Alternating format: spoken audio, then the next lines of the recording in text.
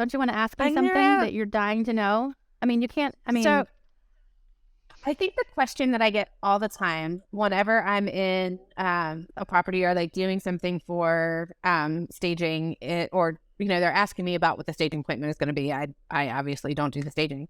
The question I get all the time is, what is, if I had to do one project, so I don't mean like decluttering or like moving this thing. If I had to do one thing to make my house more marketable, and I could only pick one, if I could only pick one thing to make my house more marketable, and I want to take paint off the table because I think that's the most obvious.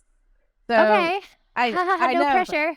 I feel like paint's the most obvious question, but like what's the one thing you could do to make your house more marketable? And I have two. okay, The first impression people see is the curb appeal. They're going to make a decision. Right now, I'm mad because we've spent so much time and ideas and money inside of our whole house, and the outside looks like shit. And I'm like, God, why didn't I think about that? And I'm a stager. But I think that start with the mailbox. It's so simple and sounds so stupid, but if those numbers are like gnarly and the stickers are coming off and there's bird poop on top of the mailbox and it looks like the post needs a new paint job, start there. Plant some daisies around the mailbox. Make it look cute. There's that. That's the first thing. One thing. Start there. Okay, so let's do it like a spectrum. If you have no money, look at the mailbox. Curb appeal. And also, get the shit out of your yard. To see NC State, this is what we sit in to watch the game chairs on your front porch.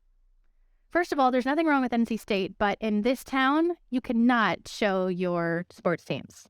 Okay? So that's, if you don't want to spend any money, then make the mailbox look really cute and make the front porch look pulled together.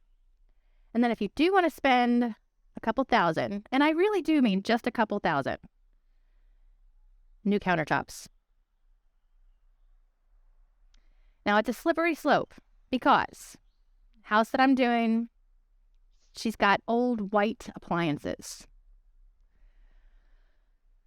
But it's outdated and in the price range of $500,000.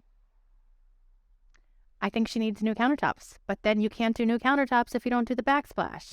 And then if we do the backsplash, what about painting the wood cabinets white? And then what about the white appliances? So that is a slippery slope. However, kitchens and baths sell homes. Everybody knows that.